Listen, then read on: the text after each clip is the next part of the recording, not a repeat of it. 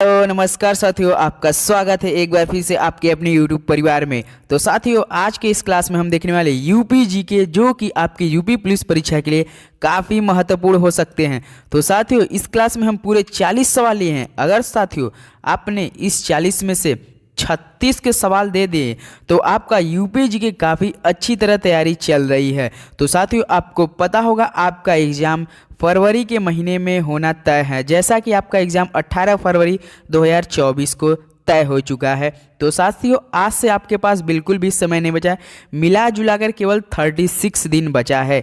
तो साथियों, इतनी बड़ी वैकेंसी में आपको इस बार सीने पे वर्दी चाहिए तो यूपी जीके के सवाल याद करके जाना पड़ेगा। तो साथियों, आज की क्लास आपके लिए काफ़ी महत्वपूर्ण साबित हो सकते हैं। तो साथियों, आपको पता होगा यूपी जीके के 9 से 10 सवाल आपके यूपी पुलिस परीक्षा में आने वाले हैं। तो आप एक भी सवाल नहीं छोड़ेंगे, सारे सवाल आप याद करके जाएंगे। तो चलिए देखिए, प्रश्न पहला दिया है, उत्तर प्रदेश में कांग्रेस के कितने अधिवेशन हुए थे? तो दोस्त बताइए, उत्तर प्रदेश में कांग्रेस के कितने अधिवेशन हुए थे? तो कितने अधिवेशन हुए थे? तो पूरे 9 अधिवेशन हुए थे। और तो ऑप्शन सी आपका क्या हो जाएगा? बिल्कुल करेक्ट ऑप्शन हो जाएगा। तो चलिए प्रश्न नंबर दूसरे बढ़ते हैं। देखिए, प्रश्न दूसरा दिया है, मंगल पांडे का संबंध उत्तर प्रदेश के किस जनपद से है? तो दोस्तों बताइए, मंगल पांडे का संबंध उत्तर प्रदेश के किस जनपद से है? तो आपका ये बलिया जनपद से संबंध है। तो ऑप्शन बी आपका बिल्कुल राइट ऑप्शन हो जाएगा। तो दोस्तों, मंगल पांडे का संबंध उत्तर प्रदेश के किस जनपद से है? बलिया से है। तो चलिए प्रश्न नंबर तीसरे बढ़ते हैं। प्रश्न तीसरा दिया, उत्तर प्रदेश किसान सभा की स्थापना कब हुई थी? तो दोस्तों बताइए, उत्तर प्रदेश किसान सभा की स्थापना कब हुई थी? तो आपका हुई थी 1918 में हुई थी।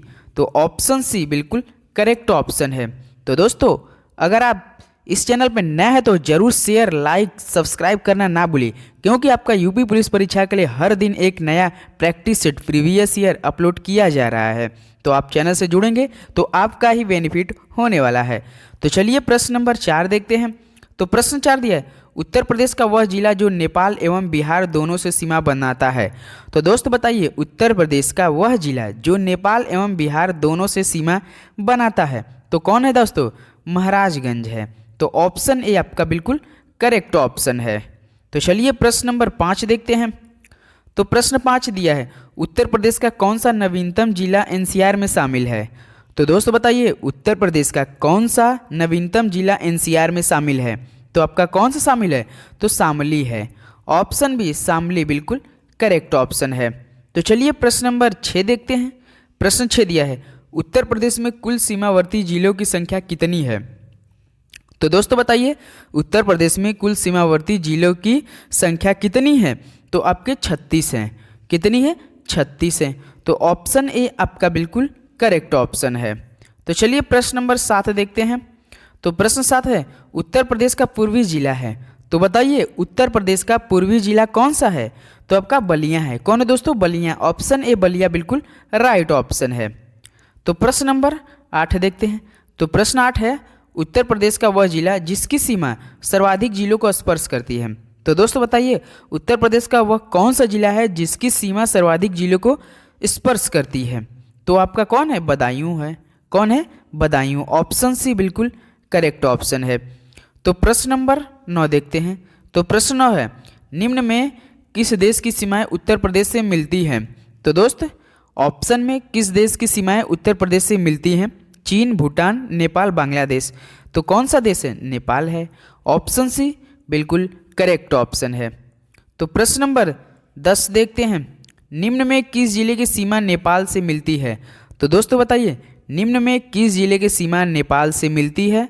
तो आपका महाराजगंज मिलती है। ऑप्शन बी बिल्कुल करेक्ट ऑप्शन है। तो चलिए प्रश्न नंबर 11 देखते हैं। तो प्रश्न 11 है, निम्न में से कौन उत्तर प्रदेश में शिवालिक की चोटियां हैं? तो दोस्तों बताइए, निम्न में से कौन उत्तर प्रदेश में शिवालिक की चोटियां हैं? तो आपका कौन है? अमसोर है, सहनसरा है, मोहंड है। तो आपका क्या हो जाएगा ऑप्शन में? उपरोक्त सभी। ऑप्शन डी बिल्कुल करेक्ट ऑप्शन है। उत्तर प्रदेश में शिवालिक की चोटियां कौन कौन हैं? अमसोर हैं, सहनसरा है, मोहंड है। तो ऑप्शन डी बिल्कुल करेक्ट ऑप्शन है।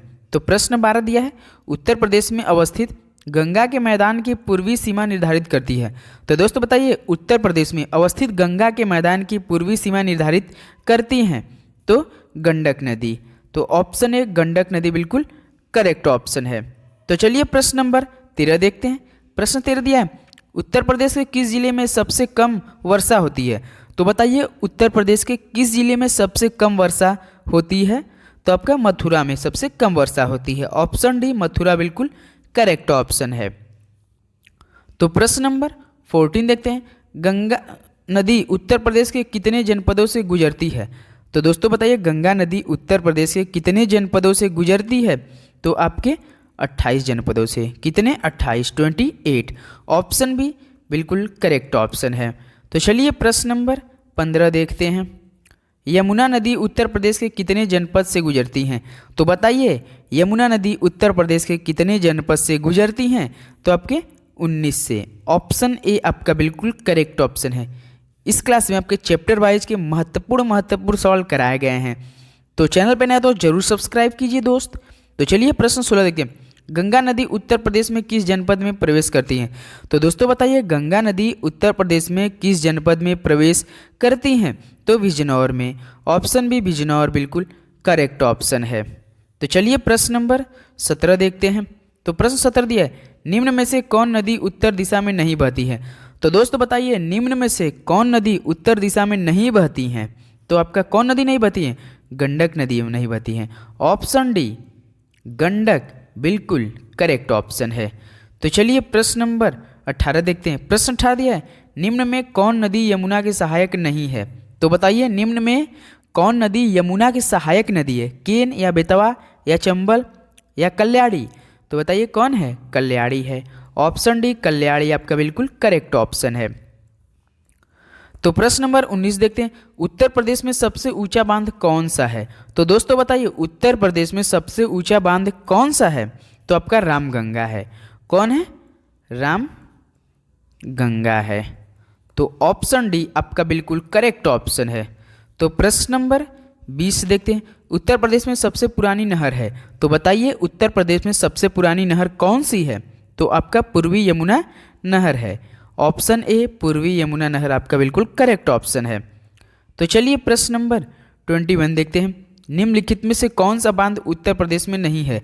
तो दोस्तों बताइए, निम्नलिखित में से कौन सा बांध उत्तर प्रदेश में नहीं है? तो अडवा नहीं है। कौन है दोस्तों? अडवा। ऑप्शन ए आपका बिल्कुल करेक्ट ऑप्शन है। तो चलिए प्रश्न नंबर 22 देखते हैं, उत्तर प्रदेश का एकमात्र राष्ट्रीय उद्यान है? तो बताइए, उत्तर प्रदेश का केवल एक राष्ट्रीय उद्यान कौन सा है? तो आपका दुधवा राष्ट्रीय उद्यान है।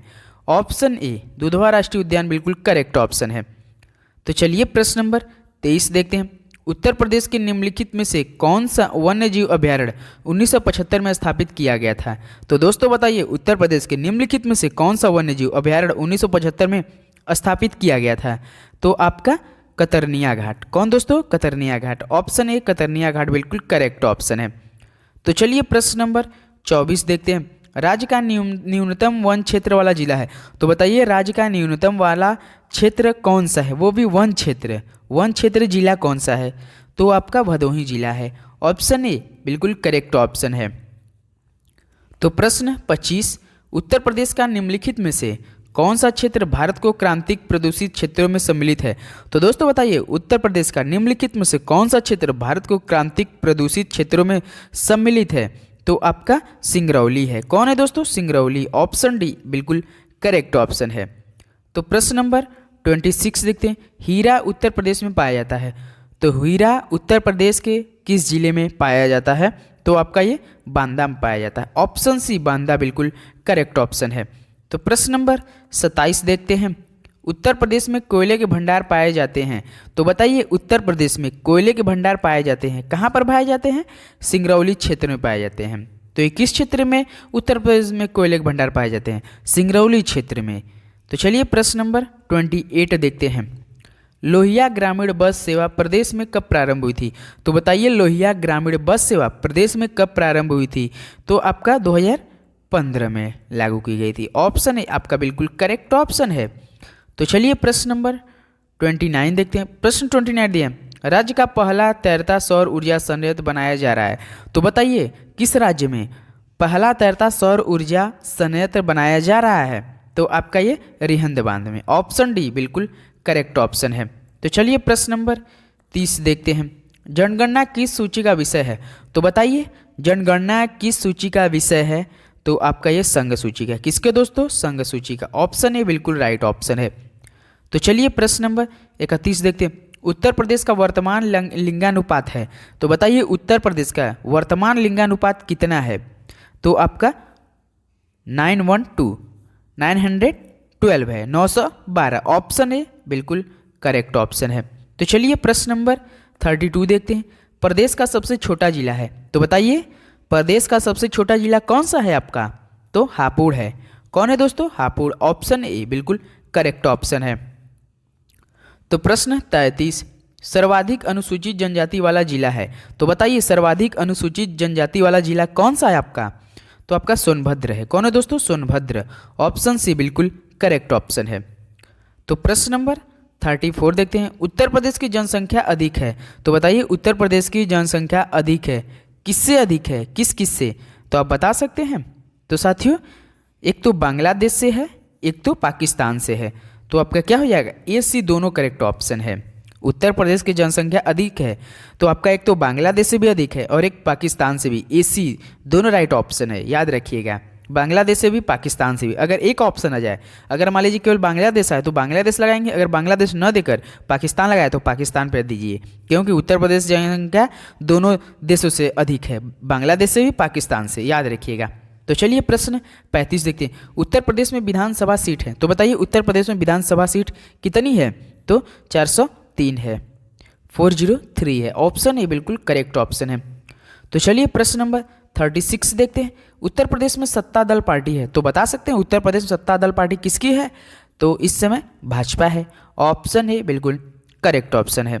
तो प्रश्न नंबर 37 देखते हैं। निम्न में से किस नगर में निगम नहीं है? तो बताइए निम्न में से किस नगर में नगर निगम नहीं है? तो दोस्तों बता सकते हैं इस समय किस नगर में नगर निगम नहीं है? तो आपके किस जगह नहीं? आजमगढ़ में नहीं है। कहाँ साथियों? आजमगढ़ में। ऑप्शन डी बिल्कुल करेक्ट ऑप्शन है। तो प्रश्न नंबर 38 देखते हैं। उत्तर प्रदेश लोकायुक्त एवं उप लोकायुक्त विधेयक किस वर्ष पारित किया गया है? तो दोस्तों बताइए उत्तर प्रदेश लोकायुक्त एवं उप लोकायुक्त विधेयक किस वर्ष पारित किया गया? तो आपका वर्ष 1975। कब साथियों? वर्ष 1975। ऑप्शन बी बिल्कुल करेक्ट ऑप्शन है। तो प्रश्न नंबर 39 देखते हैं। उत्तर प्रदेश में राज्य सूचना आयोग का गठन किया गया। तो बताइए दोस्त उत्तर प्रदेश में राज्य सूचना आयोग का गठन कब किया गया था? तो आपका ये वर्ष 2005 में किया गया था, 2005 में किया गया था। तो याद रखिए काफ़ी इंपॉर्टेंट सवाल होने वाला है। तो प्रश्न नंबर 40 देखते हैं। उत्तर प्रदेश में विक्रय अधिशेष अधिकतम है? तो बताइए दोस्त उत्तर प्रदेश में विक्रय अधिशेष अधिकतम है तो किसकी है? गेहूं की है। ऑप्शन ए आपका बिल्कुल करेक्ट ऑप्शन है। तो दोस्त आज के लिए बस इतना है। ये आपके यूपी जीके के काफ़ी महत्वपूर्ण सवाल कराएं जो कि आपके परीक्षा में छपने वाले। अगर आपने 40 में से 36 किए हैं तो समझ लीजिए आपका यूपी जीके काफ़ी अच्छी तरह चल रही है और आपका यूपी जीके के सवाल एक भी छूटने वाले नहीं है। आपको पता है आपके परीक्षा में 9 से 10 सवाल आने वाले हैं, तो आप अच्छे से पढ़ के जाइए। तो चलिए आज के लिए बस इतना। चैनल पर नया तो जरूर सब्सक्राइब कीजिए, क्योंकि आपका यूपी पुलिस परीक्षा की तैयारी काफ़ी अच्छे से तैयारी की जा रही है हमारे चैनल पे। तो चलिए मिलते हैं अगली वीडियो में, तब तक ले जय हिंद जय भारत।